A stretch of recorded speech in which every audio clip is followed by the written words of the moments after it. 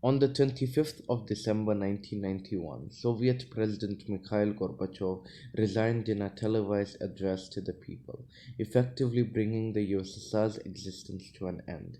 This signified the fall of a world superpower, a state which symbolized the ideology of communism.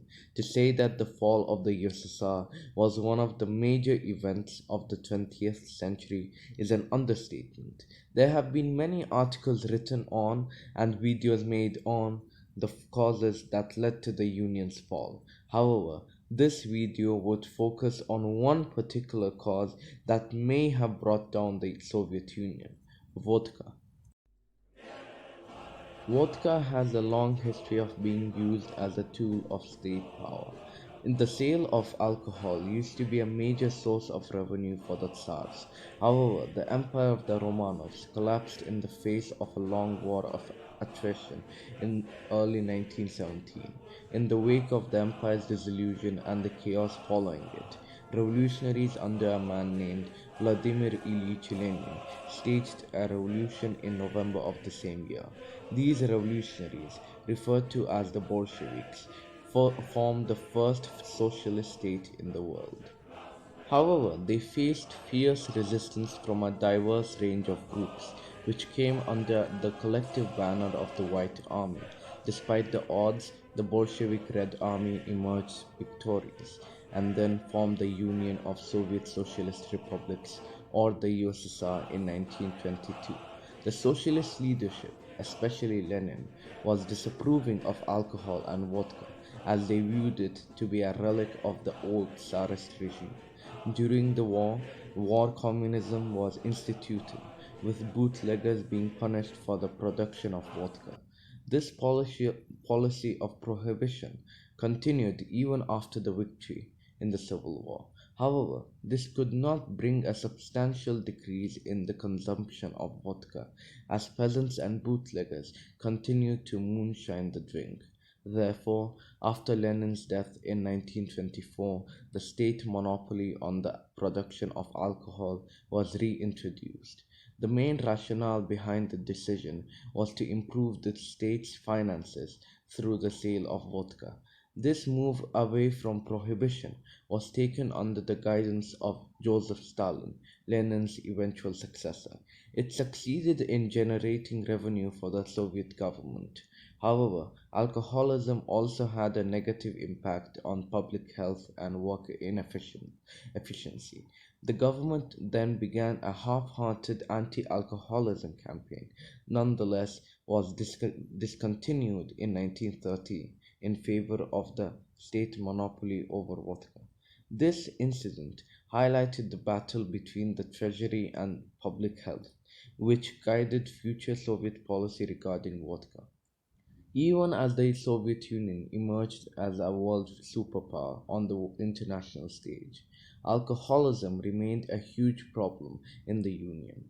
Under Khrushchev, the government tried to launch a campaign against liquor. However, the campaign failed as people turned to the black market in search of moonshine, or samagon in Russian. The states the state under his successor, Leonid Brezhnev, continued the state monopoly on vodka, while alcoholism was as prevalent as ever in the country. This was a key symbol of the Brezhnev years, the era of stagnation, as the government largely overlooked the critical problems the country faced, placing the responsibilities of solving them on the next generation of leaders. After 18 years of being at the helm of the world's most powerful communist state, Leonid Brezhnev died on the 19th of November 1982. His successor as the General Secretary of the Communist Party of the Soviet Union was Yuri Andropov. Although the new Soviet leader understood the issues the Union faced, he was unable to embark on major reforms to resolve them due to his poor health.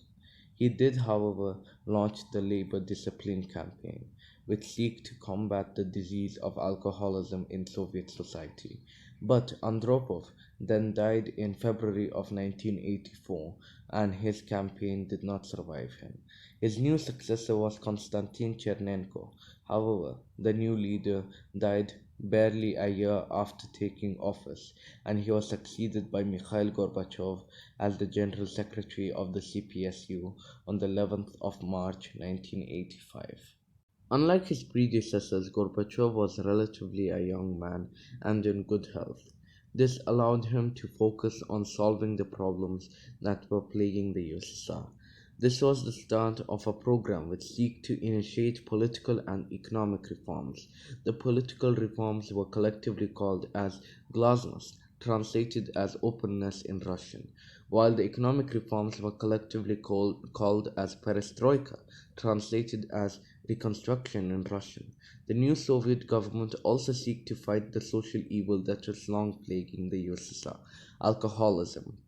As mentioned before, high alcohol, especially vodka consumption, was one of the major causes of the stagnation which plagued the Union, as it had a highly negative impact on the economy, society, and most importantly, on public health. Therefore, Gorbachev's first key initiative was the anti alcoholism campaign, contrary to Brezhnev's policy of overlooking the issue. The campaign was one of the most draconian campaigns against vodka the USSR had ever seen. Did it work? Well, it certainly did have its successes. The campaign was successful in somewhat decreasing alcohol consumption, leading to an improvement in all social indicators. However, these achievements were overshadowed by its failures. The campaign turned many towards illegal moonshine or samagon, as the lines at the vodka stores were unbearably long. The policy also made the government, especially General Secretary Gorbachev, increasingly unpopular among the people. This was topped by the loss of state revenue generated by the sale of vodka at a time when the Soviet economy was struggling, even though the anti alcoholism campaign was quietly brought to an end by 1989. It still remained consequential in Soviet history, so much so that it could be blamed for even for the fall of the Soviet Union. Vodka has played a key role in Russian and Soviet history. It ensured the stability of a three-century-old autocratic monarchy. It propelled the Soviet Union in its pursuits of rapid industrialization, expedited the Union's rise to the position of becoming an international superpower. However, vodka also brought down the two juggernauts it helped in creating, the Russian Empire in 1917 and the USSR in 1991. But why is alcohol to blame for the dissolution of the USSR? Certainly, it was not the main cause of the Union's collapse. However, it was instrumental in propelling it. The anti alcoholism campaign was both an economic and political disaster. As mentioned, the campaign greatly diminished public trust in the reformist Soviet leadership. On top of this, the Chernobyl disaster of 1986 also significantly contributed to a decrease in public support for Gorbachev. For the economy, the anti alcoholism campaign was a catastrophe. The Soviet government had long been largely dependent on the revenue generated from the sale of oil and natural gas internationally and from the sale of vodka in, domestically. When the income generated from the two sources started to dwindle due to low prices internationally in the case of oil and the anti alcoholism campaign in the case of vodka, the economy had to face an acute crisis. This was topped up by the economic damages caused by the 1986 Chernobyl disaster and the 1988 Armenian earthquake, resulting in rising expenditure while revenue was falling. The state responded by printing more rubles, further leading to economic chaos. The political and economic instability caused by the anti alcoholism campaign led to the disintegration of order in the USSR. By 1990, the Baltics and the South Caucasus were in revolt, a sign of Moscow losing control over these republics. Uh, this then led to Gorbachev sending tanks to brutally suppress independence movements in Lithuania and Azerbaijan in January 1990. However, the massacres did not succeed in restoring Soviet control, and to the contrary, it exacerbated the USSR's fall, as Gorbachev faced a coup in August 1991, which seeked to restore order in the USSR. The country began to implode from within as republics started to declare independence. This then culminated in the dissolution of the USSR on the 26th of December 1991.